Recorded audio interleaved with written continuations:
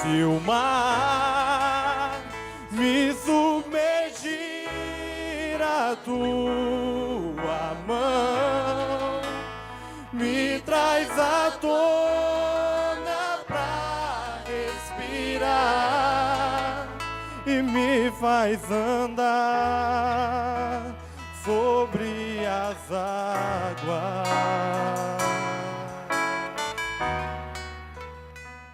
Apocalipse capítulo 8, versículo 1 diz assim: Quando o cordeiro abriu o 7º selo, houve silêncio no céu cerca de meia hora.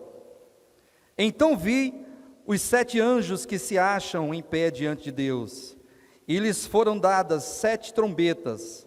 Veio outro anjo e ficou de pé junto ao altar, com um incensário de ouro, e foi-lhe dado muito incenso, para oferecê-lo com as orações de todos os santos sobre o altar de ouro que se acha diante do trono.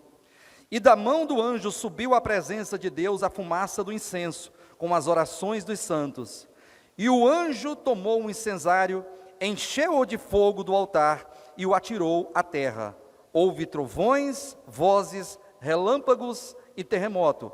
Então os 7 anjos, que tinham as 7 trombetas, prepararam-se para tocar. O primeiro anjo tocou a trombeta e houve saraiva de fogo de mistura com sangue e foram atirados à terra. Foi então queimada a 3ª parte da terra e das árvores e de toda erva verde. O segundo anjo tocou a trombeta e como uma grande montanha ardendo em chamas foi atirada ao mar, cuja terça parte se tornou em sangue, e morreu a 3ª parte da criação que tinha vida existente no mar, e foi destruída a 3ª parte das embarcações. O terceiro anjo tocou a trombeta, e caiu do céu sobre a terra, na parte dos rios, e sobre as fontes das águas, uma grande estrela ardendo como tocha.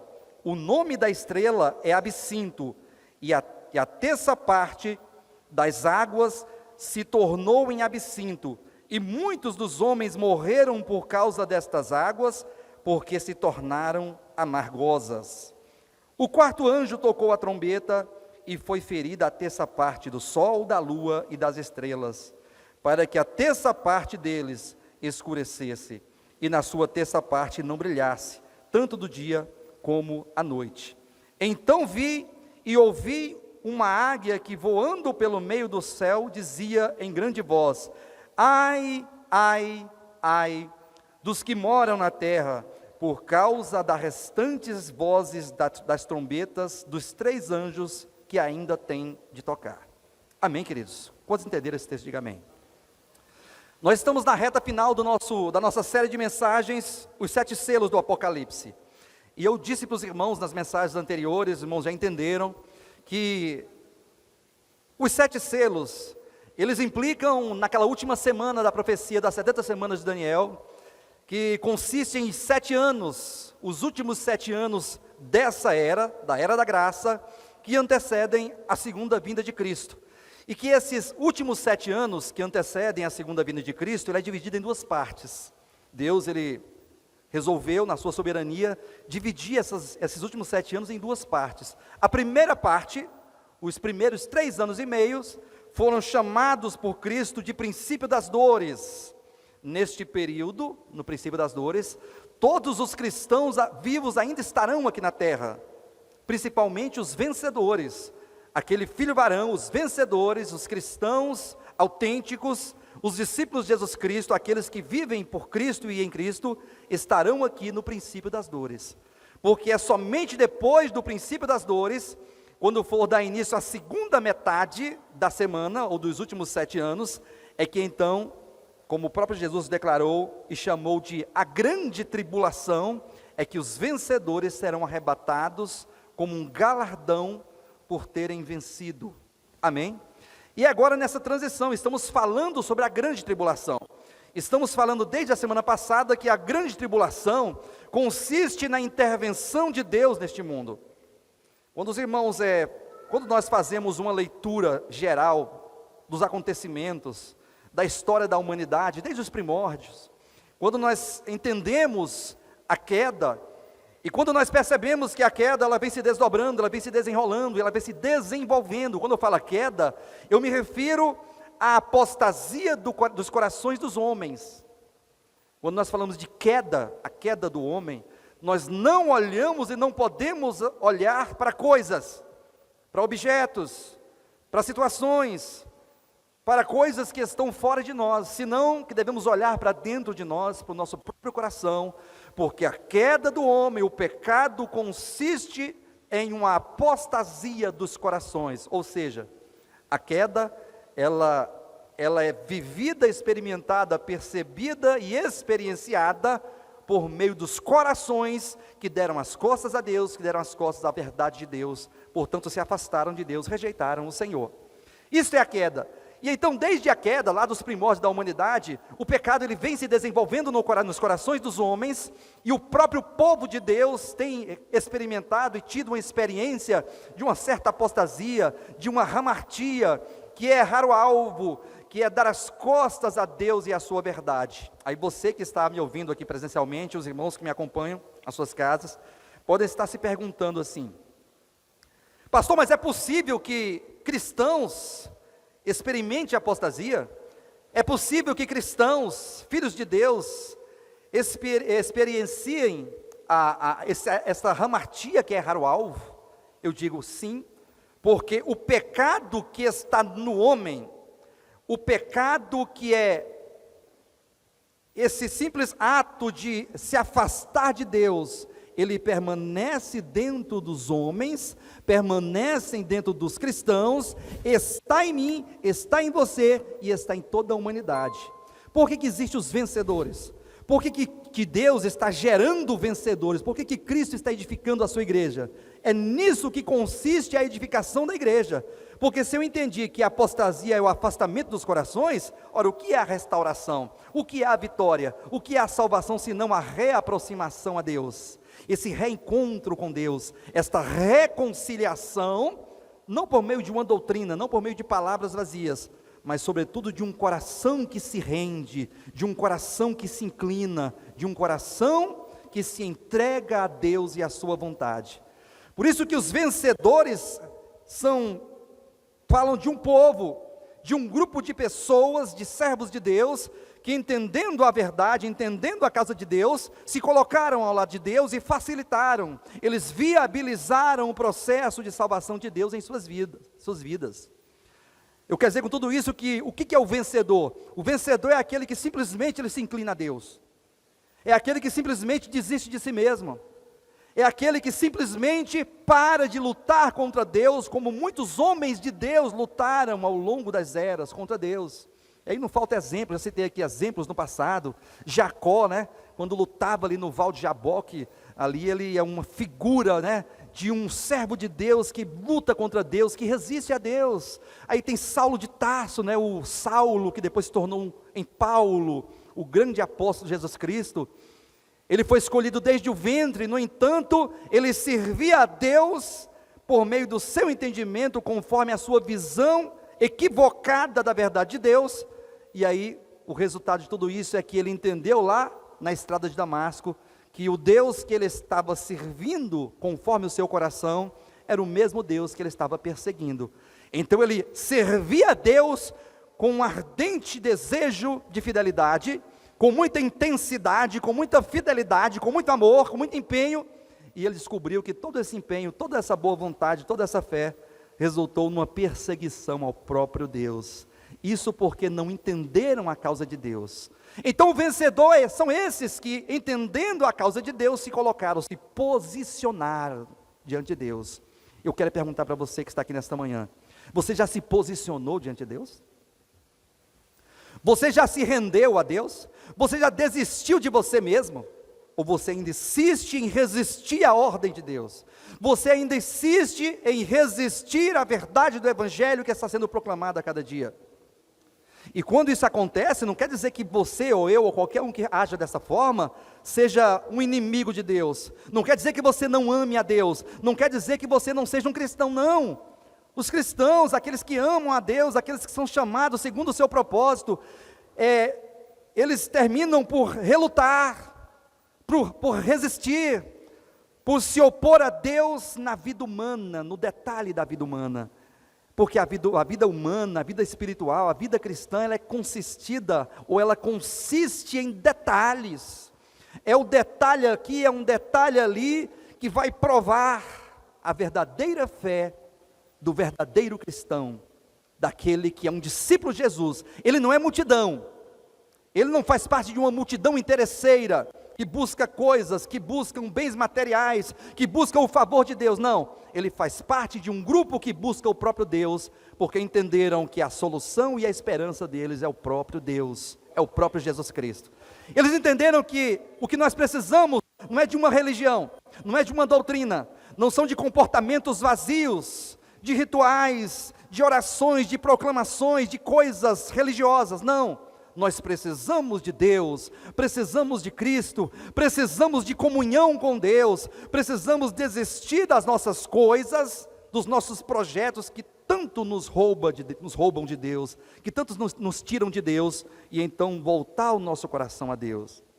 Por que eu estou dando essa introdução? Para que vocês saibam que a grande tribulação que nós estamos falando desde semana passada, ela consiste nessa intervenção de Deus, é o basta de Deus, é o basta de Deus na minha vida, é o basta de Deus na tua vida. É como se Deus falasse assim, ó, até agora você foi, até agora você caminhou, de acordo com a sua vontade, de acordo com o teu pensamento, você caminhou independente de mim, sem se preocupar com a vida eterna e com a eternidade. Agora eu vou tomar a tua mão e vou te conduzir segundo os meus princípios, conforme as minhas leis, conforme aquilo que Deus estabeleceu por verdade, por caminho e por obra.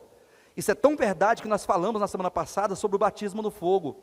Então, olhando para a grande tribulação como uma provisão de Deus, como uma bênção de Deus para nós. Pastor, eu nunca ouvi falar que grande tribulação é bênção de Deus. Olha, no sentido de que Deus deseja nos conduzir à glória. O Pai está conduzindo muitos filhos à glória, e o primeiro que Ele conduziu à glória foi aquele homem, aquele nazareno chamado Jesus Cristo. Ele conduziu a glória da ressurreição, e está entronizado à sua direita, e Ele deseja conduzir cada um de nós, e o caminho de Deus, a maneira de Deus, que Ele estabeleceu, é o caminho da cruz, é o caminho da redenção, é o caminho do reino, é o caminho da morte e da ressurreição. Você já está experimentando a morte? Porque se você não estiver experimentando a morte, então você não está sendo batizado no fogo. Se você não está sendo batizado no fogo, você não está experimentando o caminho de Deus. Certamente você irá experimentar esse agir de Deus, esta proposta de salvação de Deus, na grande tribulação, que é o último momento, a última oportunidade para aqueles que estiverem vivos, por ocasião da segunda vinda de Cristo. Então saiba uma coisa, hoje nós passamos pelo batismo no fogo. Quando Jesus declarou ali em Mateus capítulo 3, versículo 11, quando o próprio João Batista, declarou que Jesus, Ele nos batizaria com o Espírito Santo e com fogo.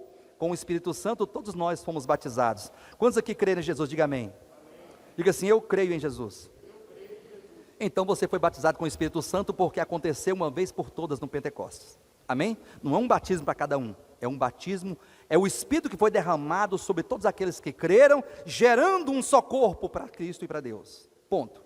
Agora é necessário que Ele, em ressurreição, que Cristo em ressurreição, estando entronizado, como o próprio texto ali de 1 Coríntios capítulo 15 ali, a partir dos versículos 23, 24, diz que ao se assentar à direita do Pai, Ele ouviu as palavras dos lábios do Pai dizendo, filho, assenta-te à minha direita, até que eu coloque todos os teus inimigos por estrados dos teus pés.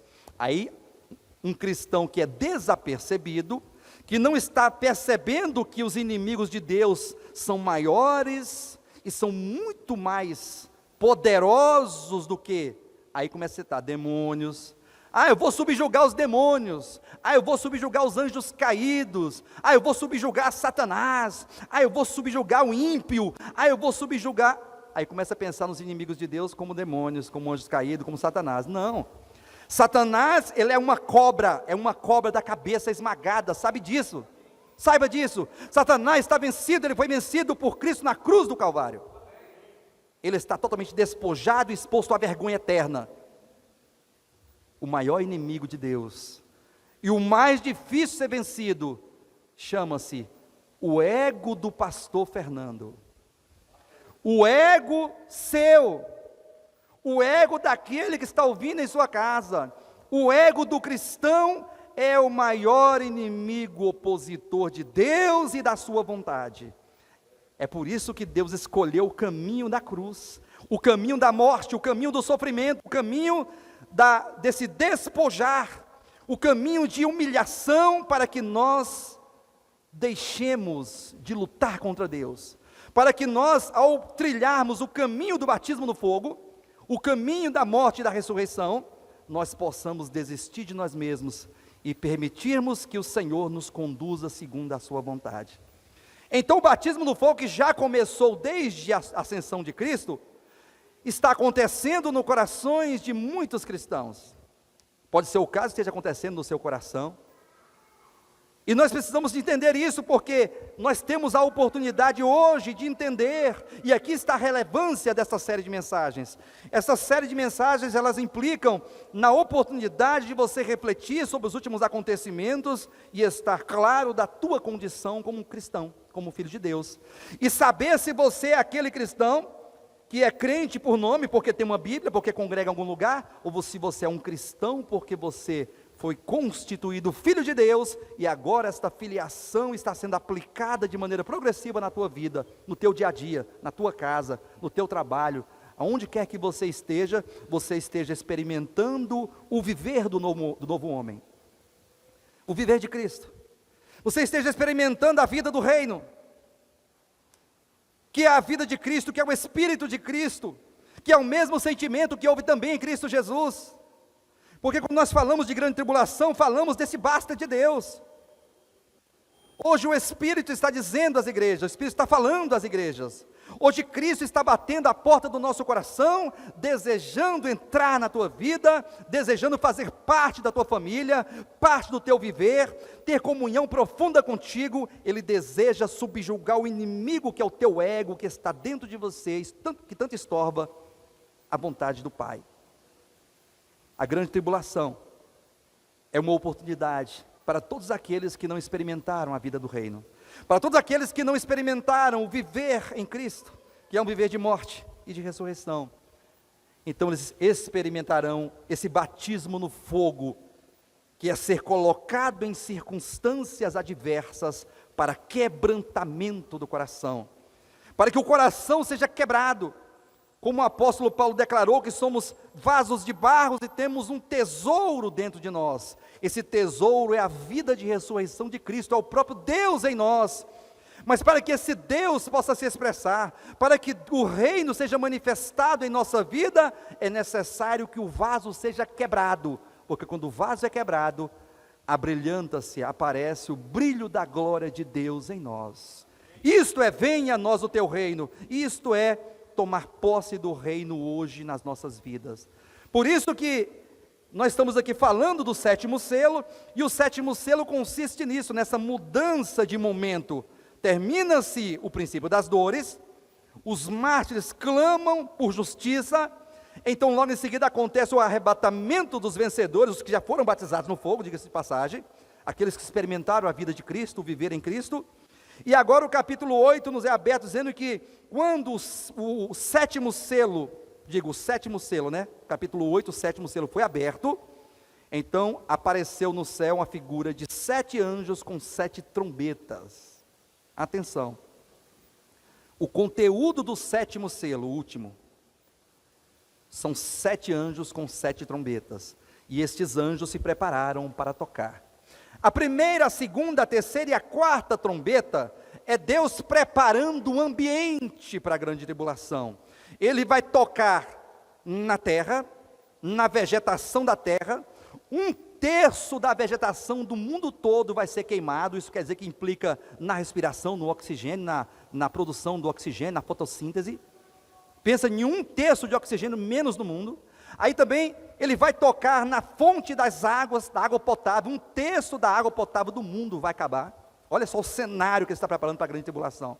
Aí ele vai tocar também no mar, vai morrer 1/3 dos seres viventes do mar, as águas vão ficar podres, cheio de doenças, epidemias malignas, pestes perniciosas, e também vai tocar nos luzeiros, no sol, na lua e nas estrelas, que vão escurecer, e o ambiente aqui na terra vai ser um ambiente de caos, de terror, escuro, sombrio.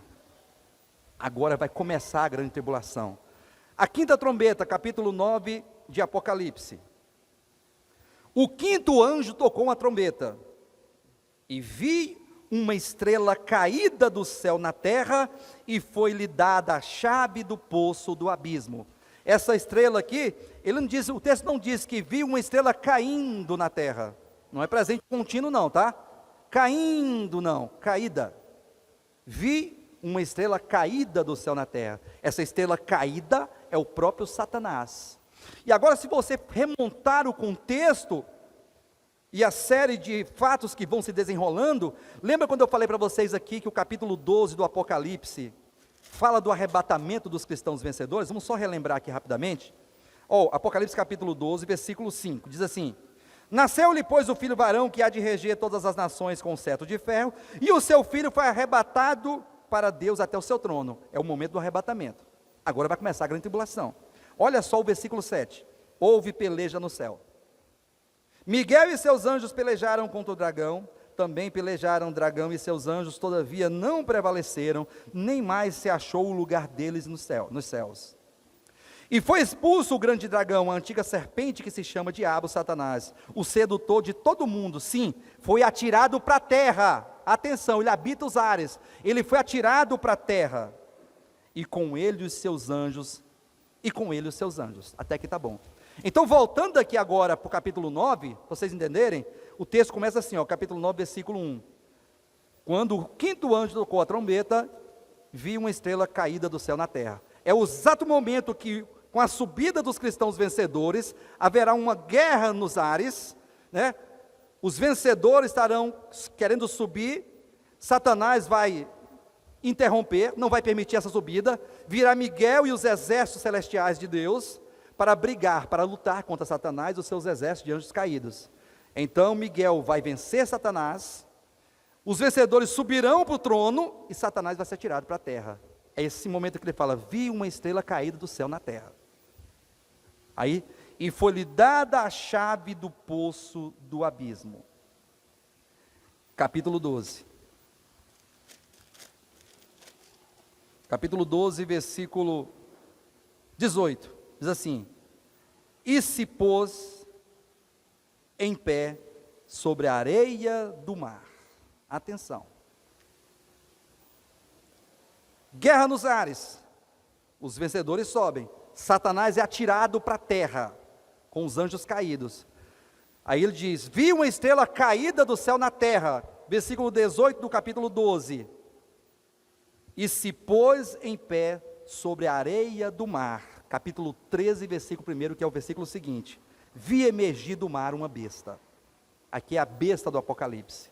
Aqui é o anticristo que vai dar início a uma série de tribulação na terra, que será desenvolvida por meio de Satanás, que desce do céu com a chave do poço do abismo. O abismo aqui é o inferno, o lugar onde tem anjos caídos, demônios, seres terríveis. Todo tipo de rebelião, as maiores rebeliões de pessoas, de seres que se levantaram contra Deus, diretamente, frontalmente, estão no abismo. E é do abismo que a besta, que o anticristo vai surgir para dar início à grande tribulação. Quando ele diz, versículo 1, capítulo 13, vi emergir do mar uma besta que tinha 10 chifres, 7 cabeças, e sobre os chifres 10 diademas, e sobre as cabeças nomes de blasfêmia. Agora eu quero voltar ao Apocalipse capítulo 9, quando diz assim, ela, versículo 2, a estrela, né? Abriu o poço do abismo e subiu fumaça do poço como fumaça de grande fornalha, e com a fumaceira saída do poço escureceu-se o sol e o ar. Também da fumaça saíram gafanhotos para a terra. A besta do Apocalipse, o anticristo, que se chama destruição e destruidor, ele não está sozinho. Eu não quero aqui fazer aqui um sensacionalismo e intimidar os irmãos com essas coisas horríveis, esses demônios. Não, eu quero só narrar para os irmãos o ambiente da grande tribulação que vai acontecer. Quando ele diz, também da fumaça, o versículo 3, saíram gafanhotos para a terra, esses gafanhotos aqui são demônios, tá? São demônios que saem do abismo, demônios que estão presos no abismo, para auxiliar a besta, para auxiliar o anticristo, o falso profeta e o dragão, neste momento de grande tribulação. Aí o versículo continua, né? Versículo 4. E foi-lhes dito que não causasse dano à erva da terra, nem a qualquer coisa verde, nem a árvore alguma, e tão somente aos homens que não têm o selo de Deus sobre a fronte. Foi-lhes também dado que não os matasse, e sim que os atormentassem durante 5 meses. Atenção. Diz que quando a besta saiu do abismo, ela não vem sozinha, ela vem acompanhada de um exército de demônios, que tem características próprias de cavalos quando saem à peleja, e que voam, e que fazem muitos barulhos com as suas asas, são características, tá? Não dizem que é cavalo que vai sair de lá, não tem cavalo lá no Hades, não. A linguagem aqui é uma linguagem antropomórfica, é uma linguagem figurada para que nós entendamos as coisas espirituais. O demônio não tem forma, mas a característica dos demônios eles são como cavalos, é força, robustez, rapidez, e diz que esses cavalos têm cauda de escorpião e causa dano aos homens por 5 meses. Sabe o que quer dizer isso aqui? Olha só o versículo 5. Versículo 6. Naqueles dias os homens buscarão a morte, e não a acharão. Também terão ardente desejo de morrer, mas a morte fugirá deles. Sabe o que quer dizer isso aqui? O cristão que passar pela grande tribulação, ele não morre antes de 5 meses. É o período mínimo. Porque tanto o galardão de Deus como a disciplina de Deus, ela vai ser dada gradativamente segundo as nossas obras. Então é segundo o nosso viver, segundo o nosso procedimento que você vai receber galardão ou disciplina. Isso quer dizer que a disciplina da grande tribulação, para o cristão que ficar, é de no mínimo 5 meses. Pode querer morrer, pode tentar se matar, pode se jogar de um prédio, não vai morrer. Não vai morrer. Os homens terão ardente desejo de morrer, mas a morte vai fugir deles, não vai morrer, porque tem que passar, tem que passar, tem que passar. É o momento em que Deus propôs, falou assim, a proposta de Deus aqui, filho, agora você vai passar, filho, não tem jeito, filho, porque esse é o caminho, essa é a maneira. Aí o versículo 7 tem aqui as características, né? Versículo 10, tinham ainda cauda de escorpiões e ferrão, na cauda tinham poder para causar dano aos homens por 5 meses, e tinham sobre eles como um rei, o anjo do abismo, cujo nome em hebraico é Abaddon, e em grego Apolion. O primeiro ai passou, e eis que depois dessas coisas vem ainda 2 ais. Então veja que agora começa a grande tribulação, o cenário da natureza está proposto, está pronto, agora surge o anjo do abismo, que em hebraico é Abaddon, em grego Apolion, quer dizer destruição, destruidor. Ele vem para perseguir o povo de Deus, ele vem para dizimar a terra, para perseguir todos aqueles que se dizem povo de Deus. Ao versículo 2 do capítulo 13. A besta que vi era semelhante a leopardo, com os pés de urso e boca de leão. E deu-lhe o dragão o seu poder, o seu trono, a sua autoridade, ou seja, a autoridade para agir nessa terra, na última ordem mundial. Tá? Então vi uma das suas cabeças como golpeada de morte, mas a ferida mortal foi curada, e toda a terra se maravilhou seguindo a besta. E adoraram o dragão, porque deu a sua autoridade à besta, também adoraram a besta, dizendo, quem é semelhante à besta? Quem pode pelejar contra ela? Foi-lhe dada uma boca que proferia arrogâncias e blasfêmias, e autoridade para agir durante 42 meses, ou seja, 3 anos e meio. 42 meses implicam em 3 anos e meio, que é justamente o período da grande tribulação. Versículo 7, foi-lhe dado também que pelejasse contra os santos e os vencesse. A besta vai pelejar contra a igreja, vai perseguir os cristãos que estiverem aqui e vai vencê-los, ou seja, vai matar os cristãos. Deu-se-lhe também ainda autoridade sobre cada tribo, povo, língua e nação. Ou seja, a besta vai agir no mundo todo. Queridos, por que eu estou aqui narrando essas questões de sofrimento e de muita angústia? Porque, sabe, hoje nós, quando eu falo nós, é eu, você e todos os seres humanos, nós como seres humanos, nós somos apegados à nossa vida aqui na terra. Nós somos apegados às nossas coisas. Sabia que tem gente que briga por causa de uma cueca? Sabia ou não? Briga com o irmão por causa da cueca. Briga por causa do short velho rasgado. Briga por causa da sandália. Tem gente que briga no estacionamento porque o outro chegou e ocupou a vaga que estava desocupada. Chegou na frente dele, encostou, ele vai brigar, ele vai até bater na pessoa, ele mata a pessoa por causa daquela vaga. Aí tem gente que faz questão, chega no mercado, aí faz as compras, paga ali o caixa, aí faltou ela devolver 50 centavos, 60 centavos, ela não tem o troco, quer oferecer balinha, fala, não, aqui não, vou chamar os meus direitos, vou chamar meu advogado, porque está querendo me passar para trás. Tem gente que é arrogante, o ser humano é mesquinho, o ser humano, ele é altivo, orgulhoso, prepotente, implacável. O ser humano é aquele que humilha o pobre, é aquele que arrota grandes coisas, que se gaba de grandes coisas, e essas grandes coisas vai atrás. Você quer? É um carro velho, é porque tem um salário, é porque é servidor público, é porque tem uma farda de autoridade, é porque mora num lugar melhorzinho do que o outro, é porque ele pode ir para um restaurante melhor do que aquele outro, então ele fica arrotando essas coisas. Isso é o ser humano, isso aí somos nós. E nós não podemos, como povo de Deus, permitir que a nossa vida, que a nossa família, trilhe esse caminho deste mundo caído, deste mundo sem Deus, deste mundo de trevas, deste mundo cujas leis pertencem ao príncipe da potestade do ar. Porque saiba de uma coisa, existem dois tipos de mundos, e eu quero falar um pouquinho sobre esses dois mundos. O primeiro mundo é o mundo espiritual que está dentro de nós, que a Bíblia chama de pecado e morte.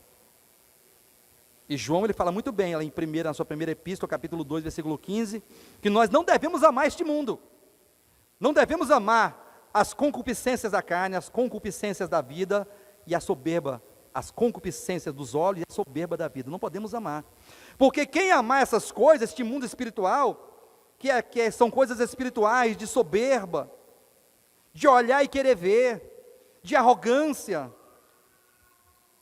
de achar que você é capaz de conquistar as coisas pela sua própria força, independente de Deus. Quem ama este mundo espiritual, ele se afasta do Pai, e o amor do Pai não está nele. Deus não tem prazer nessa pessoa.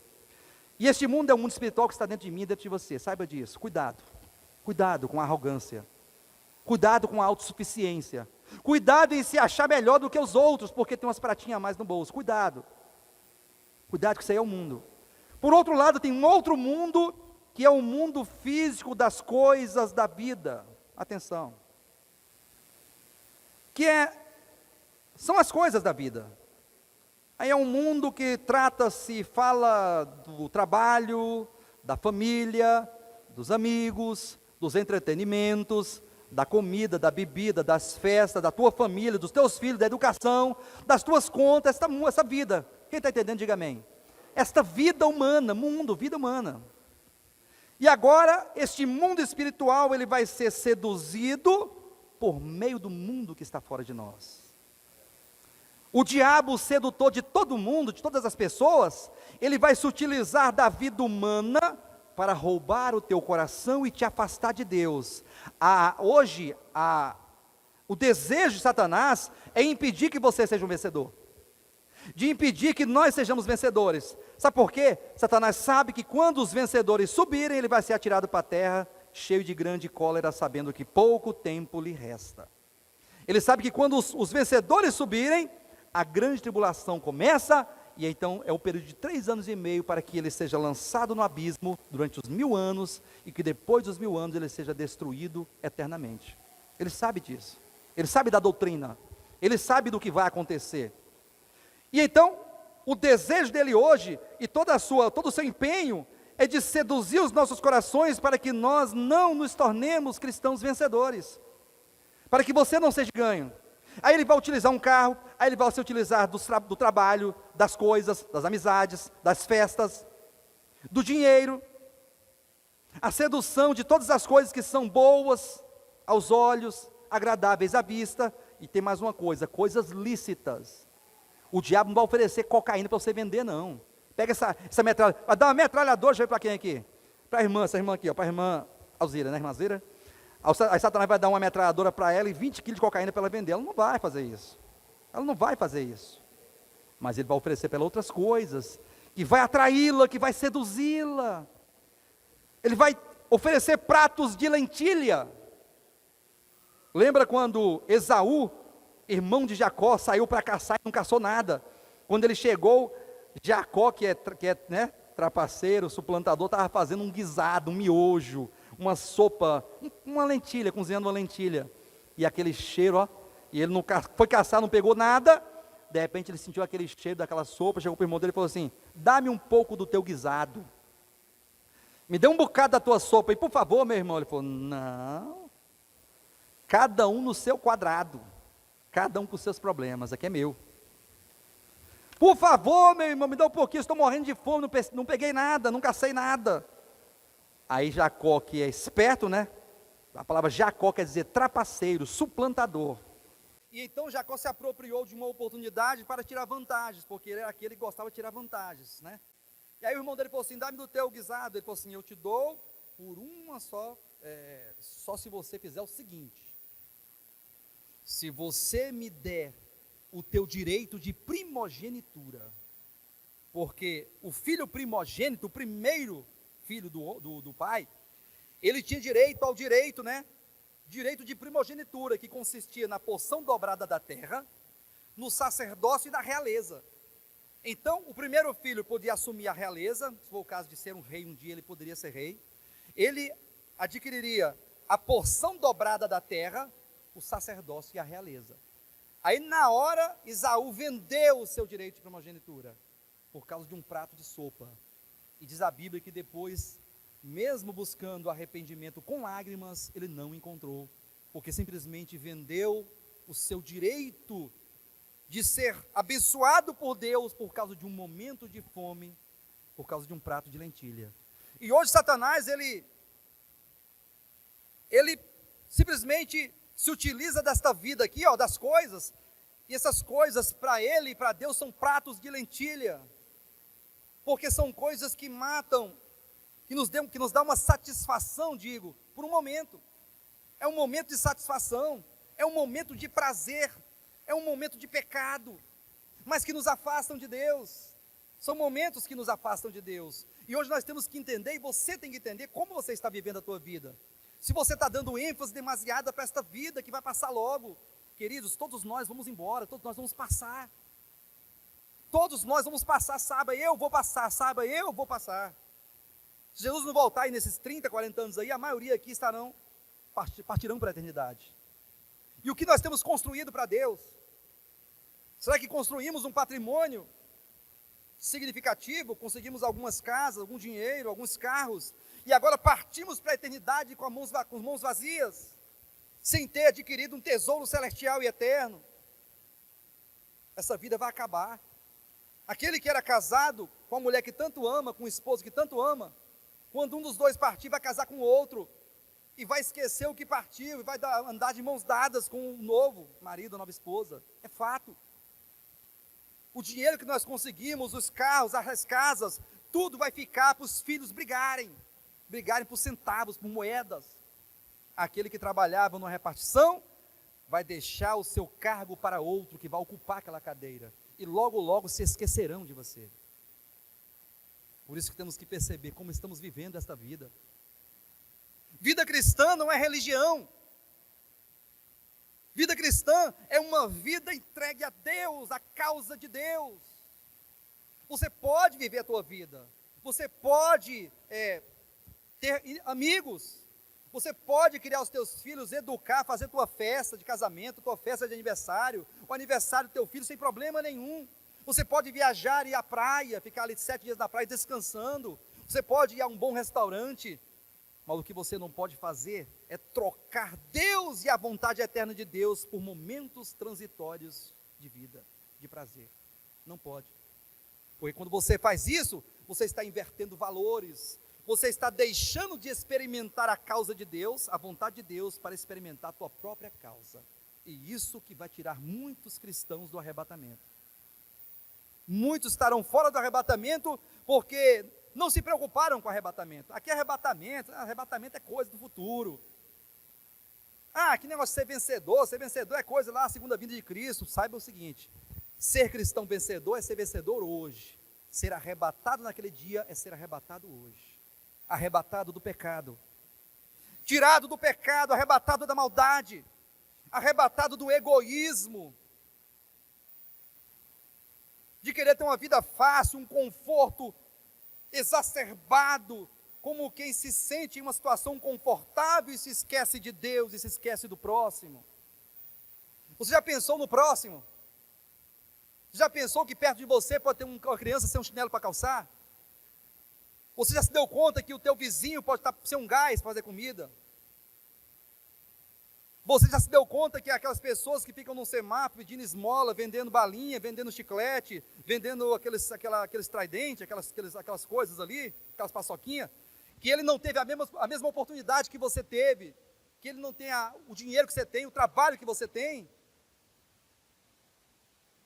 Você já parou para pensar que aqueles que são drogados, que são viciados, que são miseráveis, coitados, que estão marginalizados, colocados à margem da sociedade, você já parou para pensar que ele não teve uma família que você teve? Vamos começar a pensar na nossa vida, vamos começar a pensar como estamos criando nossos filhos, vamos começar a pensar como está vivendo a vida de casado dentro de casa, vamos começar a pensar que valor que você dá para isso aqui, para isso que está acontecendo aqui, isso tem valor para você? Você que está em casa, você que tem 6 meses que não aparece, desde o início da pandemia, você que tem 7, 8 meses, é justificável, aqui eu não critico, não estou cobrando nada de ninguém, mas eu estou dizendo que vida cristã é coisa séria, Deus e a vontade de Deus é coisa séria, não é beatice, não é religião. Quanto vale a causa de Deus para você? Eu sei que a tua causa vale muito. Eu sei que o teu projeto é valioso. Eu sei que a tua família tem muito valor para você. E glória a Deus pela tua família e pelos teus projetos. Só que quanto vale o projeto de Deus para você? Quanto vale a vontade de Deus para você, para a tua vida?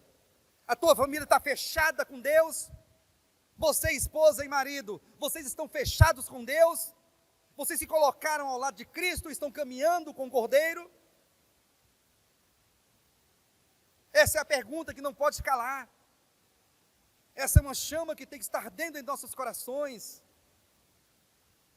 Nós precisamos nos perguntar, qual o nosso comprometimento com Deus? Qual o nível de comprometimento que você tem com a causa de Deus?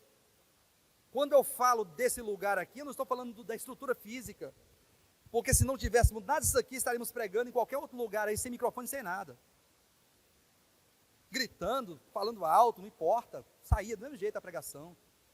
Quando eu falo disso aqui, eu estou falando de uma mensagem. Há uma mensagem sendo transmitida. A pergunta é, você está ouvindo o que está sendo transmitido? Você está entendendo a mensagem que está sendo transmitida? Nos estudos de terça, nas reuniões de domingo, nas comunhões em casa. Você entendeu a mensagem desse ministério? O que nós estamos tentando falar para todos os irmãos? Estamos tentando falar que Deus existe. Diga para o teu irmão assim, Deus existe. Deus existe. E esse Deus existe, Ele é Criador, Ele é Senhor. E Ele te ama e te escolheu. E Ele te incluiu no seu plano eterno, que é o plano da filiação do reino dos céus, do novo homem.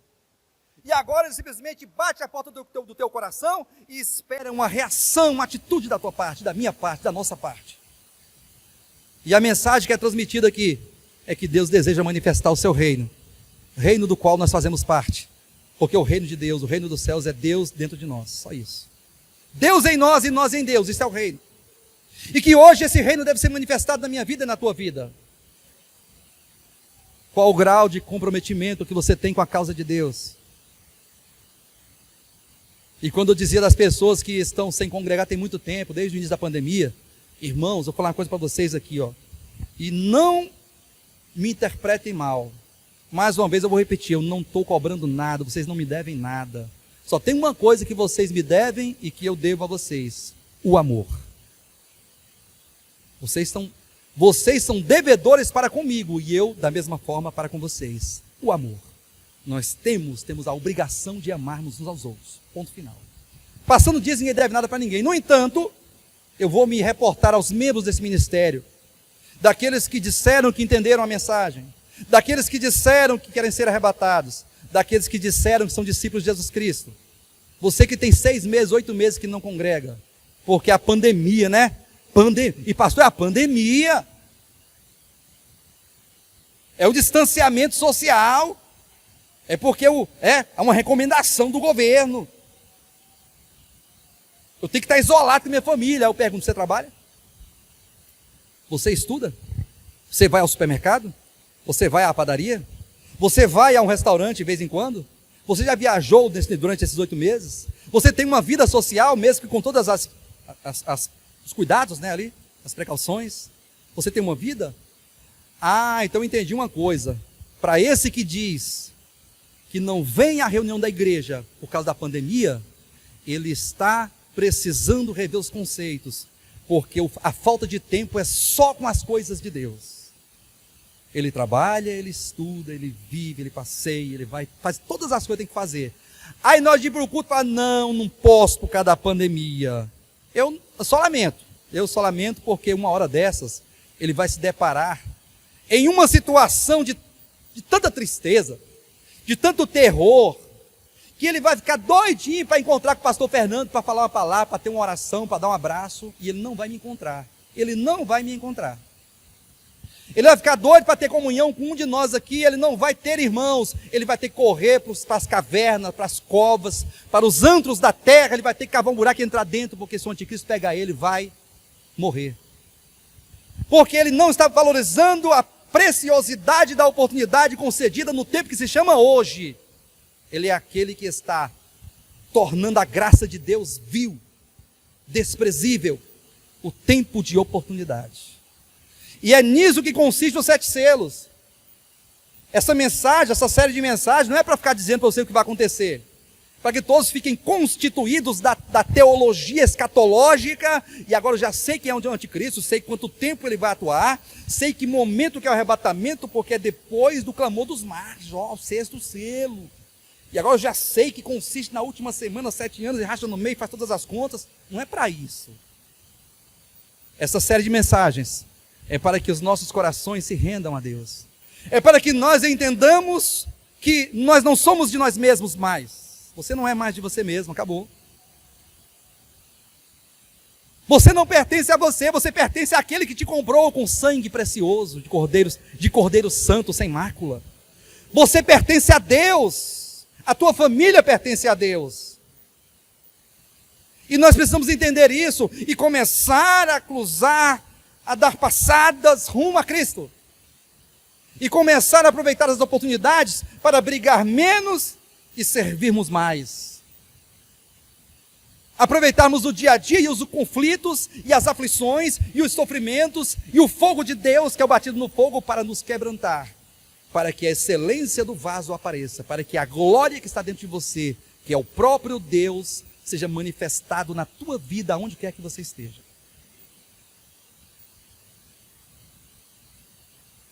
Jesus está voltando. Sabe por que eu digo isso? Eu digo que Jesus está voltando porque 2 coisas podem acontecer. De repente, primeiro é que nós podemos partir a qualquer momento. Nós só temos certeza de uma coisa, da morte. Da vida não temos certeza. Ninguém aqui tem certeza que vai estar vivo amanhã. Pastor, você é muito duro nas suas palavras, mas o que eu posso falar para vocês? Vocês vão estar vivos amanhã? Que Deus vai honrar vocês? Que vocês são meninas dos olhos de Deus? Que Deus vai honrar vocês? Que Deus vai derramar bênçãos sem medidas? Que vocês são preciosos para Deus? Que Deus ama vocês? Que Deus vai cuidar de vocês? Que Deus está paparicando vocês? Não vou falar isso para vocês não. Eu vou falar que Deus deseja conduzir vocês à glória. E a glória de Deus consiste em experimentar a vontade de Deus. É isso que precisamos. Viva a tua vida intensamente, aproveite todas as bênçãos que Deus te deu para você viver. Aproveite o teu salário, os teus amigos, a tua família, o teu tempo. Aproveite, viva o melhor, mas nunca inverta os valores. Nunca deixa Deus para o resto, para a sobra. Se der eu vou. Se der eu faço. Se der eu ajudo. Se der eu aviso, vocês contam comigo. Se não der, não conta comigo não, porque eu não posso, eu tenho minhas coisas. Não faça isso não, queridos. Não faça isso não, porque o tempo se abrevia. Ninguém sabe o dia de amanhã. Ninguém sabe o dia de amanhã. Não espere o fogo chegar, o batismo se intensificar, para que você reconheça esse quebrante. Não, se quebrante hoje. Se quebrante no tempo que se chama hoje. Amém, queridos? E é disso que nós precisamos. Nós precisamos de arrependimento, de mudança de comportamento. Seja do bem, seja melhor. Seja promotor da paz, seja pacificador. Não fica promovendo contenda no meio das pessoas, não. Promova a paz. Seja reconhecido como filho de Deus. Seja reconhecido e visto e percebido como discípulo de Jesus Cristo. Aquele que se entregou pelos outros. Aquele que fez o bem, que recebeu, que acolheu, que abraçou, que compartilhou, que repartiu, que distribuiu. E que teve um viver aprovado por Deus nessa vida. Passe por essa vida aprovado por Deus. Porque é isso que nos importa. E nisso consiste a vida cristã. Amém?